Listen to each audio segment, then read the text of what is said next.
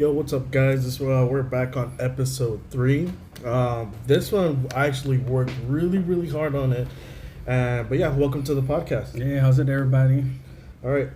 So last episode we were talking about touching up on the Eyes Wide Shut movie, and this time we actually did rent out the movie, and I took a lot of notes and I watched it at least like once and a half. I was mainly just watching the like other theories surrounding that movie.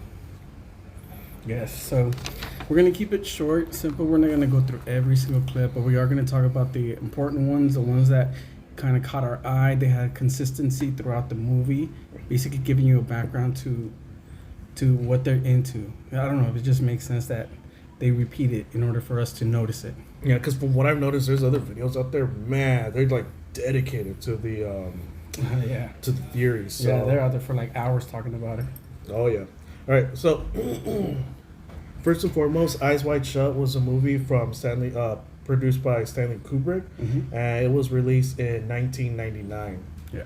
However, so during the first viewing, that's when a couple of days later, that's when Stanley Kubrick died. Yeah, supposedly suicide, but No, it was a heart attack.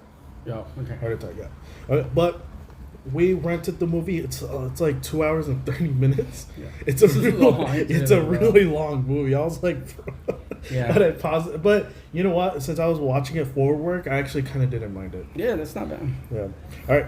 So, some of the theories that I'd seen, and I was like looking into it, was more of the lights that was happening during the scenes. Yeah, the lights. Mm. Yeah, so right off the bat, but it's like when the first big scene happens. Mm-hmm. There's the party that they're going to.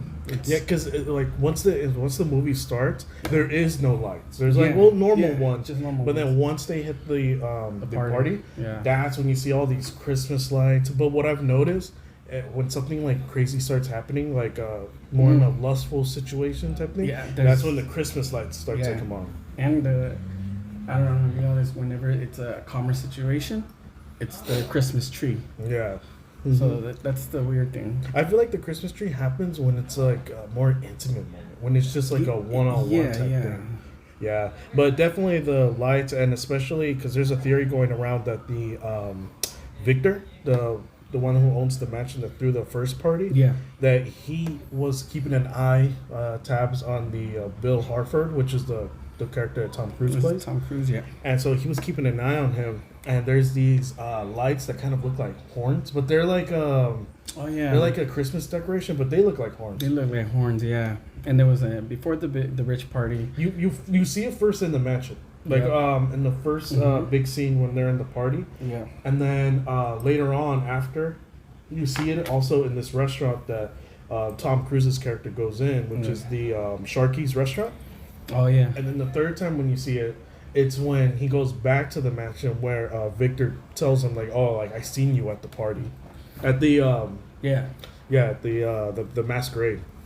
Hey, honest question. If you got invited to one of those parties, no, for real. If you just the beginning of it. Mm-hmm. If you got invited to one of those, wait, which one? The first party or the first party? Oh, not the masquerade one. Oh, okay. The first party, and you saw there was like hella rich people and stuff like that. And would you go to that? I mean, but I know the guy. Yeah. Because they know the owner. So I mean. So that one isn't creepy then. No, that one wasn't as like it was a little bit creepy because there's like during the whole party scene, there's no one serving any food. There's nobody serving like any. Bro, I would have been like, dude, where are the little snacks at? Yeah. Okay. So then you would have gone. I would have gone. All right. So with your girlfriend, the scene with the guy. It's like almost basically. Oh, wait, hold on. Sorry.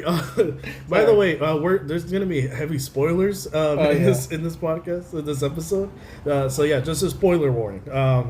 We're gonna be talking about the episode. We're gonna be talking about the movie throughout the episode. So maybe if you haven't seen it, maybe go out rent it first and then come back and check on the episode. Yeah. So anyway, okay, so I go there with my girlfriend. Yeah. And you'd be okay with that? Well, I mean, I don't think it looks. I don't think it looks weird. It didn't look bad to you. If you saw. Oh well, if she was dancing with them, then yeah. The way they were dancing though.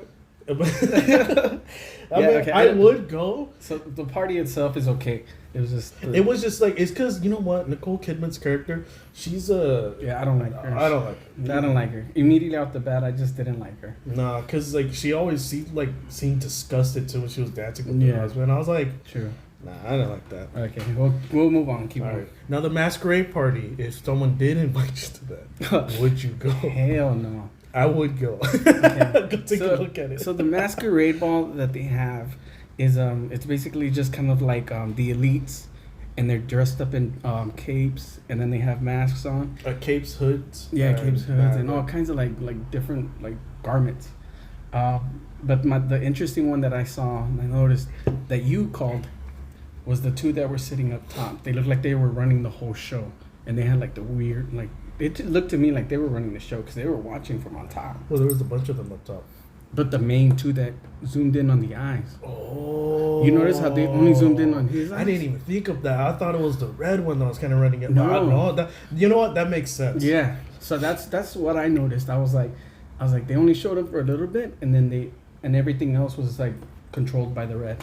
You know, because even when he walks in, the main character, Tom Cruise's character, Bill, he walks in the beginning, and then he's kind of looking around. Those were the only two of man and the wife. Mm-hmm.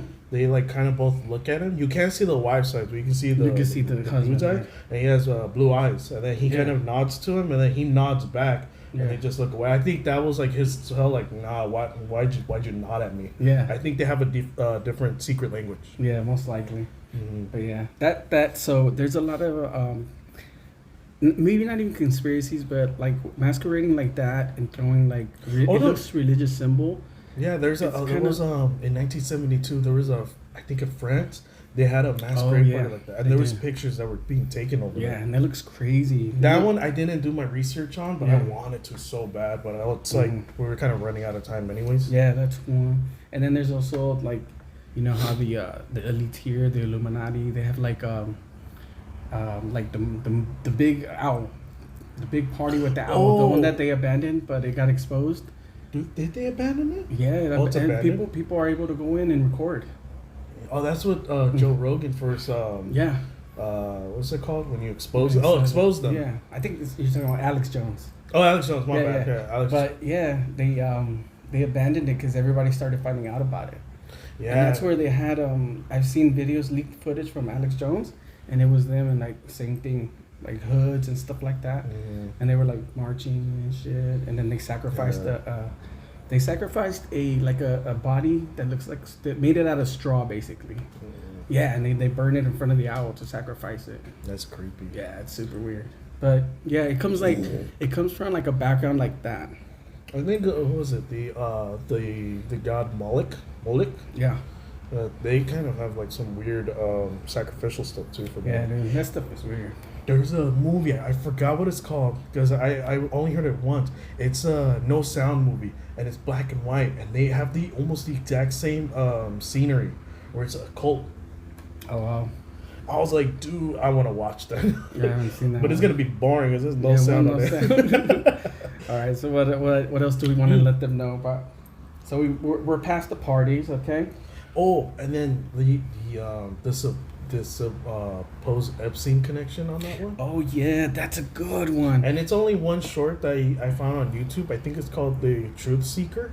Uh-huh. He made a short where he's like kind of comparing this certain couple that shows up in the beginning, where it looks like a dude that looks like Epstein, and his girl. What's her name? Wasn't his girl, but like the girl that helped him. I don't know her name. I don't know. Yeah, well, but I know who you're talking about. Oh, Maxwell. Yeah, Maxwell. And then she has like a certain suit that like has buttons on it, but and then they compare it to the couple that shows up in the movie, and it looks identical. So that to me kind of. That's like a little bit of symbolism. It kind of similar like those are the kind of people that come to these parties kind of thing. Mm-hmm. Like they wanted it to be subtle, but they wanted us to know. Mm-hmm. I mean, that's the director's idea. That's what I'm thinking because it's like, why does everything look so familiar? What's going on now? I know that one I found interesting, but it only shows up for that like scene a quick too. second. Mm-hmm. But yeah, though, and then I guess kind of moving on to now some of the key points. Sorry if you guys hear paper. I like literally wrote everything down. Okay. So one of the key points that I did like from the movie was the Piano Man. Oh yeah, the Piano Man. Yeah. Because sorry. Oh, all right. I'm sorry. Let's check my phone. Yeah, the Piano Man. That one. It's such a small role, but it's impactful. So the Piano Man starts off being seen at that party, and then the main character Bill, he goes up to him. He's like, "Hey, I remember we used to go to the medical school together, but he dropped out, and then he started playing piano for different parties, and then that's when he tells him about." Because he said that he was on his way to go do another gig, so he's like, "Oh, meet me here, and then we'll have a drink or two, then we'll talk, we'll catch up." So he ends up going, and then he sees him, but he's playing his final, song, and then they start catching up, talking about it, and then the Piano Man, he tells him, "Oh, he's like, dude, there's this next party that I'm gonna go to. They only let us know an hour before, the password, address, and everything." And he's like, "But they blindfolded me." And he's like, "The last one I went to, the blindfold was a little bit untied." And he was like, "Dude, it was insane." And he kind of talks about like the women. He's like, "Oh, the women were like really good looking." And then that's when he gets the call, and then they tell him the password and the address. And then that's when the main character, he's like, "Oh, you're not gonna leave without taking me. I want to go see them." Yeah. And so he's like, "I have the password." And he's like, "Why can't you just go?" That's when he tells him like, "Oh, well, you need a costume." You need the costume, yeah. So that's when he goes to get the cloak, hood, and the mask.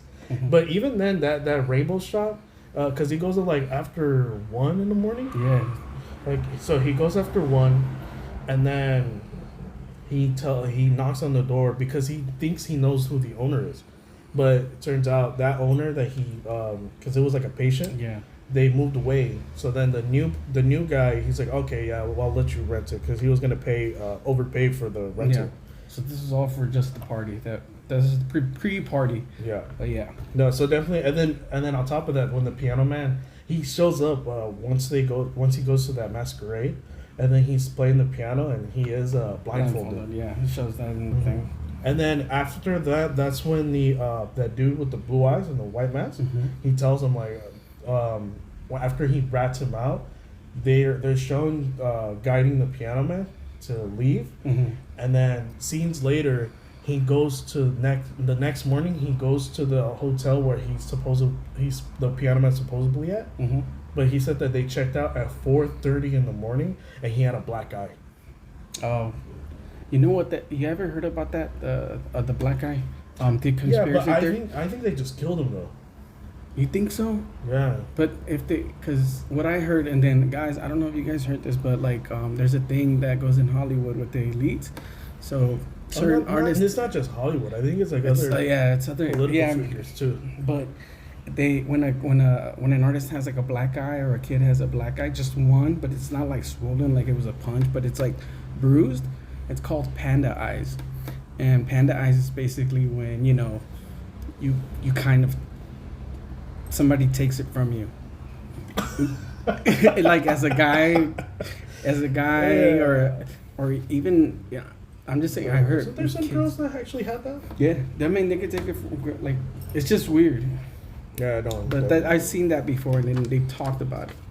Yeah, so that's when the main person that the front of the hotel, what are they called? They help check people in and stuff. The receptionist. Yeah. So he tells him that he saw the Piano Man with 2 like dudes, and they're like super serious. And then once they got his stuff, they checked out, and then he's like, "I don't know, but it looked weird." Well, yeah, of course, yeah. So and then later, the mention of the Piano Man was during the almost not the final scene, but I want to say the third final scene when Tom Cruise's character gets invited back to the mansion, which is when we see the horns again. Yeah. And then Zegler, he tells him, "I seen you at the party." He's like, "And I know that you've been like snooping around."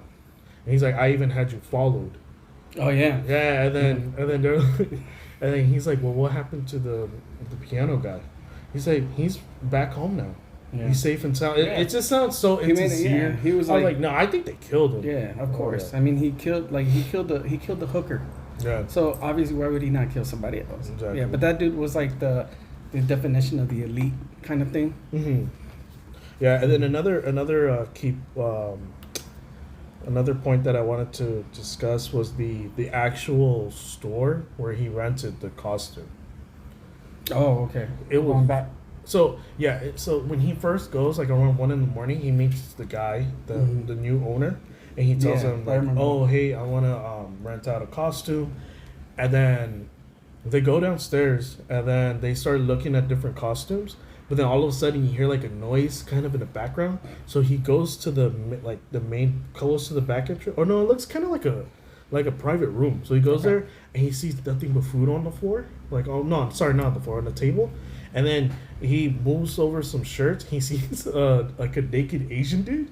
Oh, yeah. And, I like remember with that. the wig and makeup, and he sees another naked Asian dude wearing again wig and makeup, Wig. and then I think his daughter was underage with them. So here's was the weird part. She goes up to the main character, Bill, and she like holds him from the back, like kind of using him as a shield. Yeah. But then she like looks at the main character with lust. Like she's like kind of like checking him out. And then that's when the owner was like, "Oh, do you know how old she is?" And then he locks the door, and he's like, "I'm gonna call the police." Mm-hmm. And then she whispers something to his ear, but you can't hear what he says. Yeah. I think there's a video that actually debunks that, and they kind of like lip They reading. kind of yeah. Yeah. And then from there she leaves, and he's like, "I'm sorry for the trouble." And then finally he gets the rental. Then that's when he leaves. That's the end of the scene. End of that scene. Yeah. The next scene that regards that shop was in the morning after, when he's like returning everything. So he's paying for the bills, and then all of a sudden, coming from the back room as well, Yeah. the two same Asian dudes, and they like greet him, and then the daughter comes out, I think like wearing looks like what are those, like when you wake up in the morning you put on like a robe, Yeah. and she just has a bra and underwear on. That's weird. Right? I don't remember that, but yeah. And then he's like, "Wait, you said you were gonna call the police. Why didn't you?" He's like, "Oh, it was just a big misunderstanding." Oh yeah. And then I was like, "Nah." What I think happened was they found out which store he went to, and the elites from the masquerade party. I think they got to him. Well, yeah. Why not? They know everything. That's why Yeah. he was being followed, so they could know exactly where he went. But he wasn't. Yeah. Oh wait, so do you think he was even being followed way before the masquerade? I wouldn't doubt it. I mean, because he already knew Victor. Yeah. So, yeah. Victor's the mansion owner. Yeah. But other than that, I think it's like there's a lot of symbolism with every scene. There's like a symbol in the back that kind of depicts the situation that's happening without us knowing that it's telling us what's gonna happen. Well, yeah. No, so Like, yeah, there's like he did that. Yeah. Yeah, it was like super in the back. It could be on the newspaper. It could be on a painting or anything like that. And then a lot of the symbolism that they had put was a lot of artwork. And then when you start studying the artwork, it comes out as Baal, which Baal is transferred over to basically the devil. So there was a lot of depiction of that in the whole movie. Including the tree of life. Yeah, the tree of life, which is equal to Baal as well. Yeah, but yeah. So honestly, I think I wouldn't watch it for my own pleasure. I would watch it just for the theories. Yeah, it's crazy full of stuff. Yeah, but I would would recommend it to someone if they really wanted to like. If they're into watch. conspiracy theories, that's what I think. Because that way you can kind of come up with your own conclusion of like, what does it mean? What do you think it means? Yeah, exactly. Yeah. So, and then I guess one last point that I kind of do want to touch up on was the. I think it was the. Hold on, I'm still pulling the notes here. Yeah. Okay. So the final scene. When she goes, when the main characters, Bill and Alice, they go with their daughter Helena, Yeah. to the toy shop. So they're shopping around, and they're kind of, even in the background, you see so many stars, you see so many like weird toys, like a Magic Circle box set, Oh yeah. and then on top of that, you see Barbies that have like only the star in the front too. So even throughout the whole scene, dude. Nicole Kidman's character, man. I hate to say it, but she was Nah, she was horrible. I did not like her. I would love to have a segment on just bashing her character. It was long enough talking to that. No. But yeah. Oh yeah, I gotta just keep that on. All right. Yeah, but so and then towards the final scene, so she starts like telling him like, oh, that well we need to work on like a few things. But then their daughter Helena walks off camera, and there's these two dudes that kind of followed them. Oh they go away, and then there's this younger guy that comes in carrying like a bag, like an empty bag for what reason are you gonna need that for? Mm-hmm. And then it's supposed to say that it looks like she got kidnapped like towards the end. Yeah, because they didn't even have her in front of them. They had her behind. Yeah, and then so that was the final scene, and I was like, I don't know. And then looking towards the theories, they were saying that there was already 24 minutes to 27 of like cut footage. Nobody can find like it. Audio and picture, like audio scenes. Even there was supposed to be like a narrator voice, which if you see the movie, you can kind of say like, why is this? It would make sense. That would actually make a lot more sense. Mm-hmm. But, So highly would recommend watching this movie if you're like really like you want to listen to different like conspiracy theories and whatnot. Definitely. Yeah, and I know the movie's complicated if you're like listening to it over this, but it just once you watch, if you do watch it, you'll understand kind of the more of the perspective we have. But everybody has different perspectives. Yeah. So aside from Eyes Wide Shut, I did want to kind of touch on Stanley Kubrick's little bit of history. So during before the making of the movie, so when he was he studied this book called. I think I might have this reversed, but the book is called Cult and Occult. Yeah. By Francis King. Yeah. Yeah. So I found a PDF file online of that book.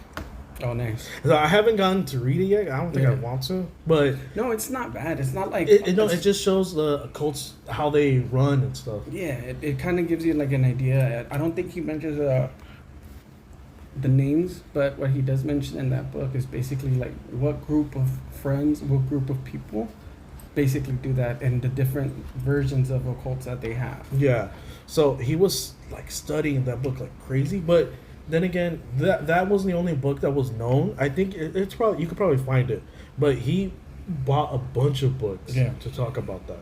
Yeah, for sure. Well, he needed to do studies. That's why his movie came out so complex. Oh yeah, he like shot the scene so many times. It was insane. And then that's when one of his students, he talked on Joe Rogan. He was like, I was a student of his. Why would he do this? Why would this be seen? This doesn't make sense. Like he analyzed the movie and he was like, I want to finish the movie. He's like, I want to try to find those deleted scenes. He wants to finish it. He should. That'd be dope. I know, and I think that would touch up a lot on. I don't know how to say it. But I don't think it would be allowed. That's the thing. Exactly. Because it's kind of like the movie Sound of Silence. Oh yeah. That's kind of like where it would. That's where it would kind of go down that rabbit hole. Yeah. Because I feel like there's a whole. It doesn't look finished. It looks like stuff like a missing. cliffhanger.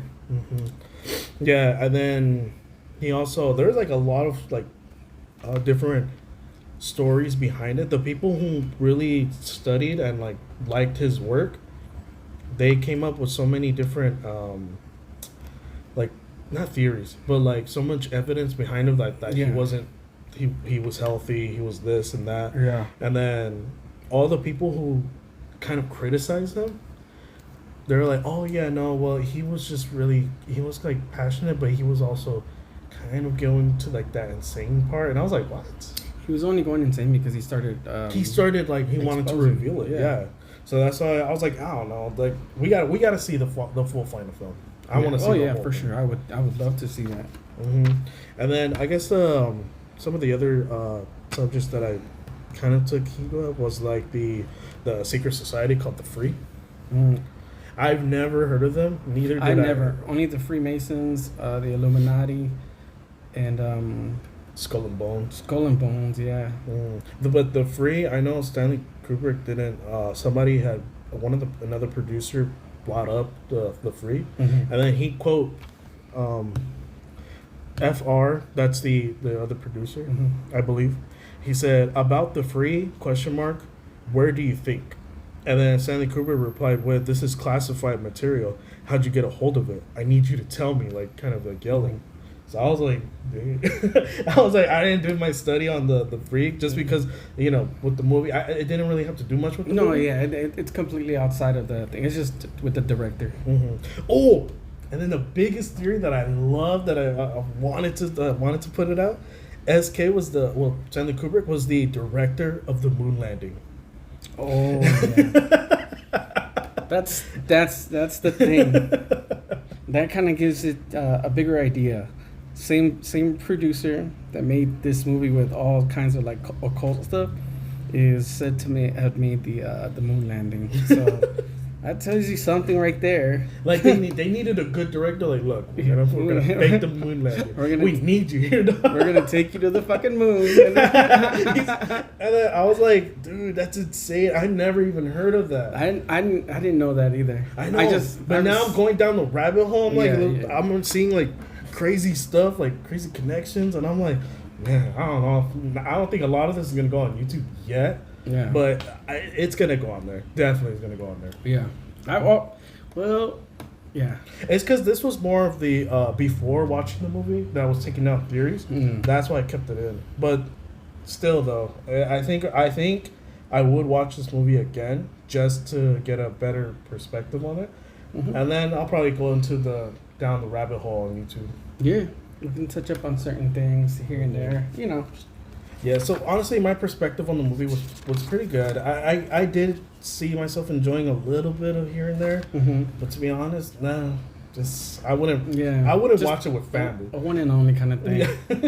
But yeah, there's a big orgy scene, by the way, in that movie. Yeah, just FYI. Yeah, so careful.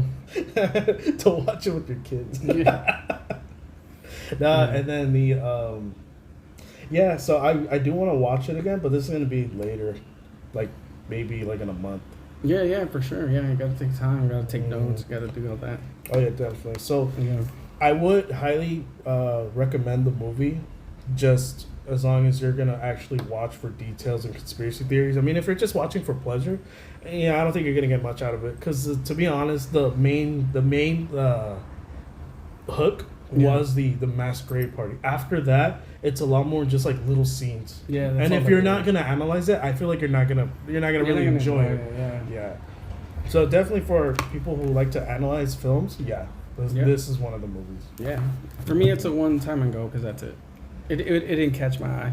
It was just interesting to see the conspiracy, like the conspiracy part. Yeah, this conspiracy part. Other than that, it's all right. Yeah. It just looked interesting on the trailer, so we figured we'd watch it. Even the trailer was weird. Yeah, the trailer was weirder than the movie. Yeah, because the song that they played, I have it on my YouTube. I forgot the name, but even the song that they played for the trailer, it's weird. Yeah. It's I forgot the lyric.